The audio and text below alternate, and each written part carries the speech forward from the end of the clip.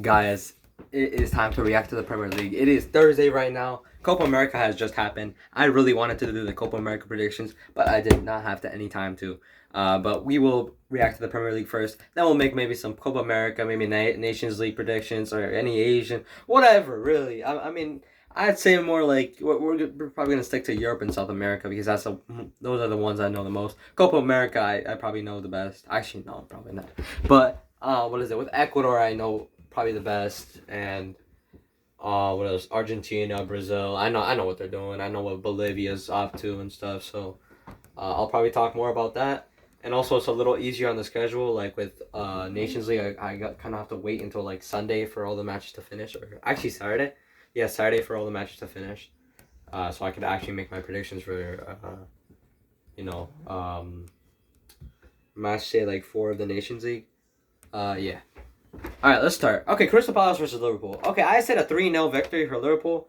It turned out to be a 1-0 victory. Okay, calm and easy. This team is could be high scoring with that 5-1, but you usually focus on like defense and getting a lot of clean sheet. Like they're really defensively good, and even when they lost, they only conceded 1 goal. Like 1 goal to nil. It's not too bad. Um, but now Allison is gone. Like this guy's injured. This guy's injured. I'm not sure for how long, but I think probably in the next international break. I think that's how long it'll take for him to recover. So yeah, Liverpool are gonna be without the goalkeeper, but they've been in this position before and they've gathered as much points. So good luck to them. It is gonna be hard, obviously, like last time, but maybe with Keller at the wheel or this new goalkeeper, and I don't think they're gonna struggle as much as people say they do.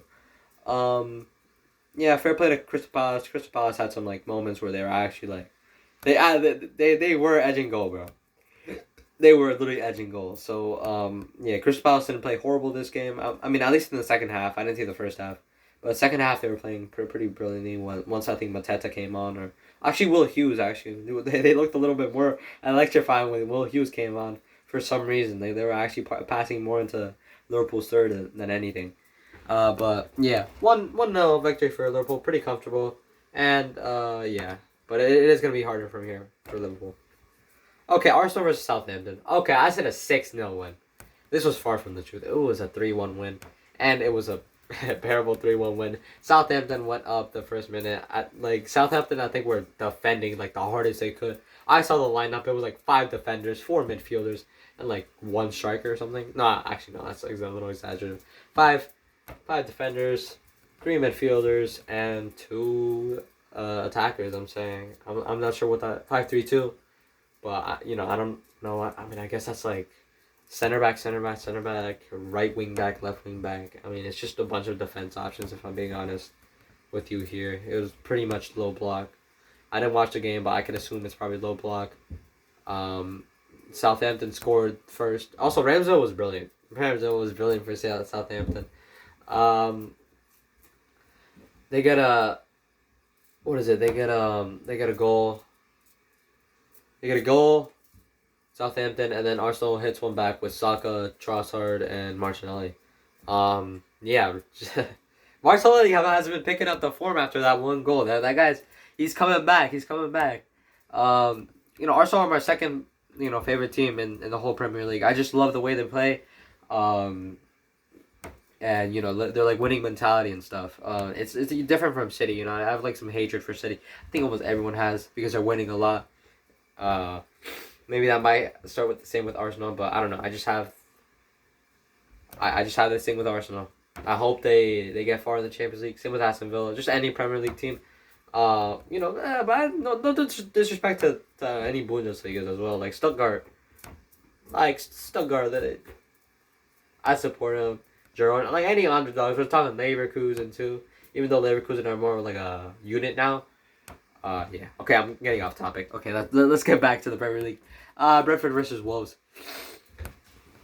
I said a 2-1 win. And guess what? It was a 5-3 win. Holy crap. 8 goals. I think the Irish guy predicted an 8 goal to be in Arsenal versus Southampton. It did not happen. It was an 8 goal somewhere else, bro, in Brentford, in the Brentford Stadium, a 8 goal thriller. Wow, 5-3. Can't you believe it? And Brentford scores again in the first minute of the game. It is very scary how they're doing this. Um, I'm not sure if the form is going to continue. I don't think so because international break kind of ruins everything, almost everything. Like especially form. Unless you're just a good team like Liverpool and Arsenal, you'll be feeling a little different. But yeah, form is a big thing in the Premier League, and a lot of teams lose it. Like we lost it a little bit. We tied with Ipswich. We tied with. I mean, I guess we did win Spurs, but that was like towards the end. Now we're going against Newcastle, which I don't know how that's gonna go. That might go well. That might go bad. I'm not sure. But yeah, Wolves are not looking great. Like 5-3 to Brentford, it's not looking great. Like yes, they did have kind of like hard games in the beginning, but conceding 5 goals, conceding 5 goals is not good. That is not good. Defensively, they are so garbage, Wolves, and I'm not sure. Like something happened with this team. This team was electric last last year, even though they did finish 14th because of the poor form they were having like the last 10 games. They were really good. They beat Chelsea twice, 4-2 and 2-1. They showed Newcastle who's boss too. I think actually no, they tied with Newcastle. They beat Man City like they showed up. And I mean, I guess that's what the loss of Kilman and Neto, because Kilman's not there to solidify the center back options. Mosquera probably is not living up to that. I don't see that much Wolves games, guys. Not gonna lie. And yeah, Neto probably doesn't have that much attacking force, and attack is looking not so great, but defense really has to sharpen up. I think the January transfer window they need to act up on and quickly. Okay, Man City versus Fulham. All right, Fulham should have won this game. Fulham should have won this game. Like so, I literally watched that game. I mean, at least the 10 minutes of it. I saw Adama Traore get one of. Damn, his pace is fucking awesome, bro. Like the guy created most of Fulham's chances, but can't score. He can't finish for his life. The guy is perfect, but he can't finish. He can't finish for some reason. The guy was amazing. If it wasn't for him, what is it? I mean, yeah, they lost a game because of him, but they also, what is it? Wouldn't have had those chances if it wasn't for him. So, he did create chances. It's not like he's bad or anything. He just needs to improve that finishing. It's garbage, bro. It's absolute garbage, bro. They should have won. He could have scored a hat trick if we're being honest. A 5-3. Those goals were. I mean, not that I would have put them in, bro. Holy shit! I haven't played soccer since second grade. Yeah, I'm probably not gonna get back into it anytime soon if I'm being honest. Maybe we might see Renzi play soccer in a year or so, playing for the varsity team, but that's a little difficult. Not gonna lie. Like I gotta put some dedication. But back to the point. Adama. Oh my God, good player. Good player. Kyle Walker. Man's aging. Pace. It's not as good. Good Man City win with Kovacic with 2 goals and Foden sliding one in. Okay, good night. Good night. Okay, West Ham versus Ipswich Town. So I said Ipswich would win this one 2-1. They did not. I think I predicted Kudus to score. I think he did score. It was a 4-1 annihilation. So I guess Lopetegui has some building block to start off from, but we are in the international break again, so that's gonna ruin almost everything because I think some of the West Ham players are going off international break. Maybe the training for someone I think Bowen could probably benefit unless Bowen's on. He might be on international duty, and I'm just oh my God, maybe that's probably the worst thing I'm saying right now. But the players that did stay, I think they'll learn a few things or so. Maybe reintegrate in the squad or something. Oh, actually, no. What am I saying? Literally, adapt to his play style and or really get on with it with their season because it's been a slow start so far. I mean, they're no threat of relegation right now. I don't think they're gonna get relegated unless some big collapse happens. If it does, oh my God, I'm sorry, West Ham. Such a promising window and then a big failure at the end. just like Birmingham City, bro. All right, Leicester City versus Bournemouth. All right, let me tell you something. I watch the Irish guy a lot, and some of his predictions are just outlandish. He refuses to like back up people. Like for example, he refuses to back up Steve Cooper. That guy is like actually not such a bad manager, if we're being honest. The He beat Bournemouth 1-0, and I said a 2-1. So I got the goal difference right. I got the outcome right. I was just off. I didn't know they were going to keep a clean sheet. I thought this game was going to be close. It was. And Facundo Buenanote. I think I predicted him to score too. Facundo Buenanote scores. This guy is brilliant. That's why I feel like Leicester City do benefit from him. Like just the creativeness and just the what's it called? The shots from him are just epic, bro. That one shot that got deflected, the goalkeeper, damn, that was such a powerful strike. Like the guy has some potential. Like we saw in a gem. We saw that's a gem right there. That's a gem. Bournemouth played okay. But I feel like first half. I remember the commentary said they had no midfield. They really didn't. Leicester just overpowered their midfield. The Ndidi right there. Having better chances, Leicester as well. And, Steve Cooper with 6 points. Wow. And they're not in the relegation zone. Much better than the teams beforehand. Oh, my God. They were garbage. And I can't even, I love Luton, but that is not good. 26 points. That is garbage. That's, 2 more than Southampton 2 years before. And I think Southampton might break that record, bro. They got to fire Russell Martin. That is not... It's not actually, dude, it's just not a good squad overall. I don't even think it's the manager. It's just not a good squad. The strikers are dog shit. Okay. But yeah, back to the point. Steve Cooper. Nice manager. Boom. Alright, Everton versus Newcastle. Okay, I said this one was going to be a tie. Guess what? It was a tie. I didn't know it was going to be a stalemate, though. I said 1-1.